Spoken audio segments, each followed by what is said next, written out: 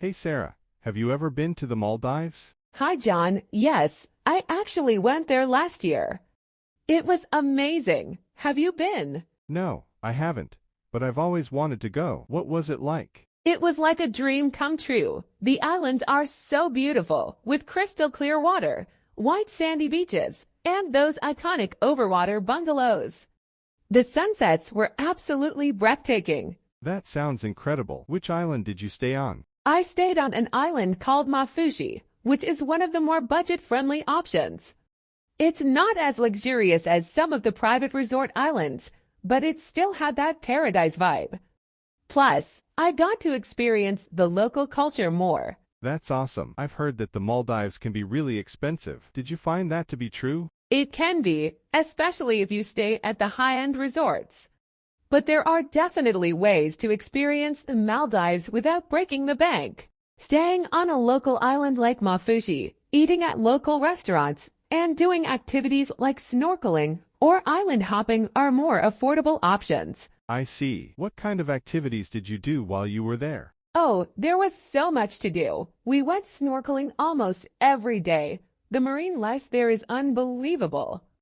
I saw turtles, manta rays, and so many colorful fish. We also did a dolphin watching tour, visited a sandbank, and even tried some water sports like kayaking and paddleboarding. That sounds like so much fun. I've seen pictures of those sandbanks. They look surreal. They really are. It's like being in the middle of the ocean with nothing around but clear water and a tiny patch of sand.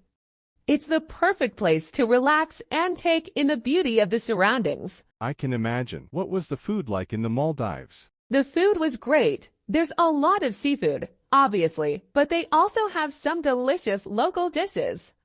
I tried something called mas huni, which is a traditional Maldivian breakfast made with tuna, coconut, and onion, served with flatbread. It was really tasty.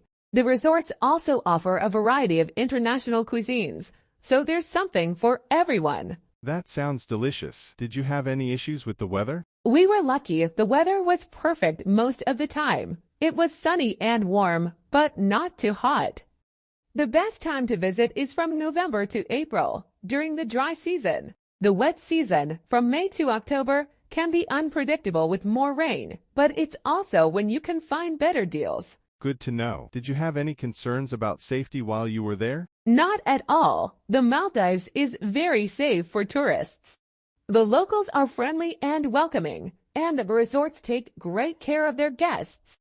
Just the usual travel precautions, like keeping an eye on your belongings and being respectful of local customs, are all you need. That's reassuring. I've heard that the Maldives might be affected by climate change. Did you notice anything like that? Yes, it's a big concern. The Maldives is one of the lowest-lying countries in the world, so rising sea levels are a real threat.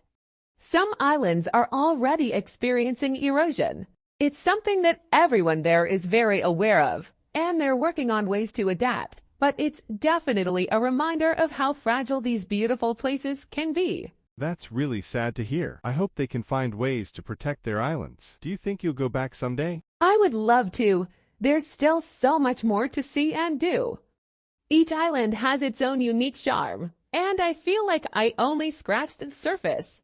Plus, I'd love to stay in one of those luxurious overwater bungalows at least once. That's definitely on my bucket list too. Thanks for sharing your experience, Sarah. I'm even more excited to visit the Maldives now. You're welcome, John. I'm sure you'll have an amazing time when you go. Just be ready to fall in love with the place.